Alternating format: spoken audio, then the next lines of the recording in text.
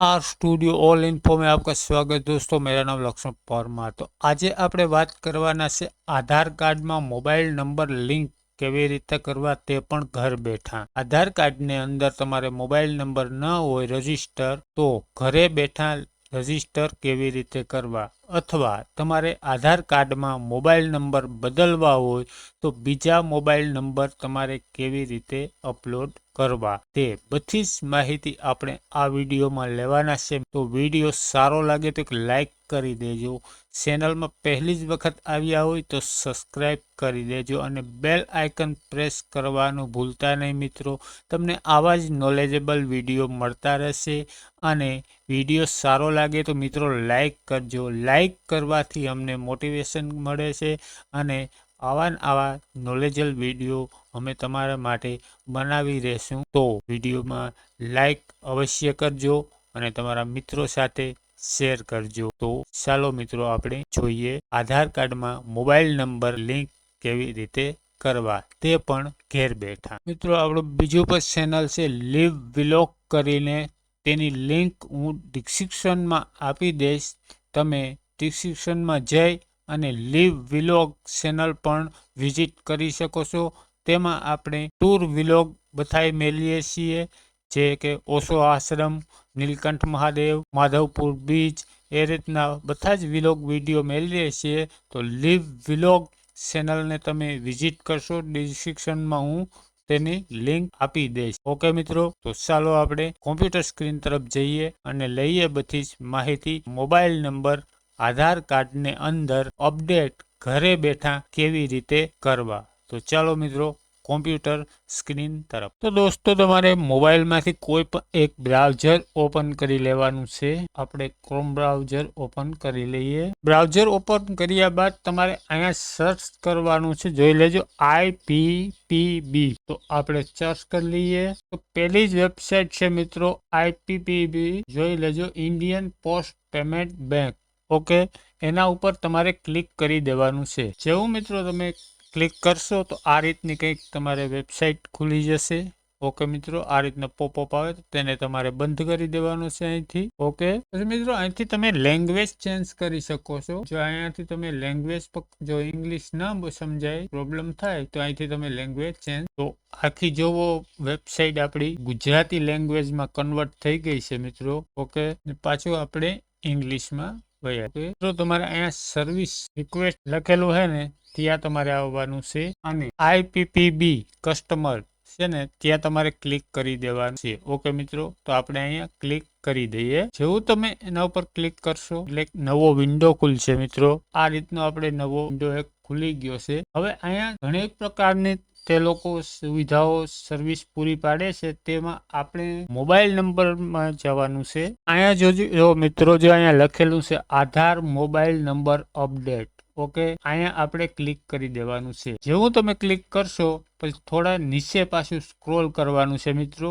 અને અહીંયા તમારે બધી જે ફોર્મ, એક નાનકડું એવું ફોર્મ છે, બહુ મોટું ફોર્મ નથી, આ તમારે ફોર્મ ભરવાનું છે। ઓકે મિત્રો, તો આપણે પાછી વેબસાઇટ ગુજરાતી કરીએ તમને સમજવા માટે। તો પછી અહીંયાથી તમારે જેન્ડર સિલેક્ટ કરી લેવાનું, શ્રીમાન શ્રીમતી કે જે તમારે હોય સ્ત્રીમાં। ઓકે મિત્રો, અને જો આ ઇંગ્લિશમાં અહીં છે તો મેલ ફિમેલ એવું લખેલું છે। તમે ઇંગ્લિશમાં ખોલશો મોબાઈલની અંદર મેલ ફિમેલ ને, જો ગુજરાતી તમે કરશો તો શ્રીમાન શ્રીમતી એ રીતનું લખેલું આવે। ઓકે મિત્રો, અહીંયા પછી તમારે નામ લખવાનું છે। ઓકે મિત્રો, પછી અહીંયા તમારે સહેલું લાસ્ટ નામ લખવાનું છે, મતલબ અટક તમે લખી શકો છો। આ જે રેડ ફૂદડી છે તે જ તમારે ભરવાનું છે, બાકી રેડ ફૂદડી જ્યાં નથી તે નો ભરો તોય પણ હાલે મિત્રો। જે તમારે મોબાઈલ નંબર તમારા આધાર કાર્ડને અંદર નથી તે મોબાઈલ નંબર તમારે અહીંયા નાખી દેવાના છે, અથવા તમારે મોબાઈલ નંબર અપડેટ કરાવવાના છે કે બીજા જે છે અત્યારે આધાર કાર્ડને નંબર અંદર જે મોબાઈલ નંબર છે તે નહીં ને બીજા નાખવા હોય તો તે ફિલ, જે મોબાઈલ નંબર તમારે નાખવાનો હોય તે અહીંયા ફિલ કરી દેવાના છે। ઓકે મિત્રો, પછી અહીંયા ઈમેલ એડ્રેસ નાખવાનો છે। ઈમેલ એડ્રેસ ફૂદડી નથી એટલે ફરજિયાત નથી, જો તમારે નાખવું હોય તો તમે નાખી શકો છો, નહીતર છોડી પણ શકો છો. ઓકે મિત્રો. પછી મિત્રો અહીંયા સરનામું. હવે સરનામું તમારે આધાર કાર્ડને પાછળ હોય તે સરનામું આખું હાસું સરનામું તમારે નાખવાનું છે. કારણ કે જે પણ તમારે ઘેરે આવે તમારા આધાર કાર્ડમાં મોબાઈલ નંબર અપડેટ કરવા માટે પોસ્ટ ઓફિસમાંથી કે કોઈ ઓથોર મેન આવે તો એ તમારે ઘર ગોતું એને હેલું રહે એવા માટે તમારે અહીંયા એડ્રેસ છે ને એ આખો ફિલ કરવાનો છે. ઓકે મિત્રો. પછી અહીંયા સરનામાની બીજી લાઈન છે. વધારે તમારે સરનામું લખવું અહીંયા આગળ આ તમે સરનામું આધાર કાર્ડને પાછળ તે સરનામું લખ્યું અને વધારે કોઈ પણ ઓલાથી તમારી જગ્યા વર્તાતી હોય તો તે પર તમે અહીંયા લખી શકો છો. એટલે પૂરું સરનામું લખાઈ જાય એટલે જે એમાં આવે પોસ્ટ ઓફિસમાં તો ગમે ત્યાં તે તમારું ઘર ગોતવું તેને હાવ હેલું પડે. ઓકે મિત્રો. પછી અહીંયા પિનકોડ નંબર તમારે નાખી દેવાના છે. તમારા જે તે જિલ્લા તાલુકાના પિનકોડ નંબર આવતા હોય તે તમારે અહીંયા ફિલ કરી દેવાના છે. પછી અહીંયા નજીકની તમારે પોસ્ટ ઓફિસ ફિલ કરી દેવાની છે. જે તમારે નજીકમાં પોસ્ટ ઓફિસ આવતી હોય તે તમારે ફિલ કરી દેવાની છે. અહીંયા પિનકોડ નંબર નાખશો જેવું પણ તમે એટલે ડાયરેક્ટ તમને અહીંયા ઓફિસ દેખાડી દેશે. તમારા નજદીકમાં જેટલી પણ ઓફિસ છે પોસ્ટ ઓફિસ તે દેખાડી દેશે. તે તમારે સિલેક્ટ કરી લેવાની છે. ઓકે મિત્રો. પછી આ બધું જે છે તે તો ઓટોમેટિકલી ભરાઈ ગયેલું જ હશે. તેમાં તમારે કંઈ કરવાની. પછી મિત્રો અહીંયા તમારે કોઈ બીજી કોઈ પ્રોબ્લેમ હોય સમસ્યા હોય તો તમે અહીંયા લખી શકો છો. બાકી કોઈ જરૂરી નથી અહીંયા લખવું. અહીંયા ટિક માર્ક કરી દેવાનું છે. અને જે પણ માણસ તમારે ત્યાં મોબાઈલ નંબર તમારો આધાર કાર્ડમાં એડ કરવા આવે તેની જે ફી લાગતી હોય તે ફી તેને આપવી પડશે. તે લખેલું છે. આ તમે પોઝ કરી અને વાંચી શકો છો. ઓકે મિત્રો. પછી અહીંયા તમારે કેપ્ચા કોડ ઉપર જે કેપ્ચા કોડ છે ને તે દેખાય ને તે કેપ્ચા કોડ અહીંયા તમારે ફિલ કરી દેવાના છે.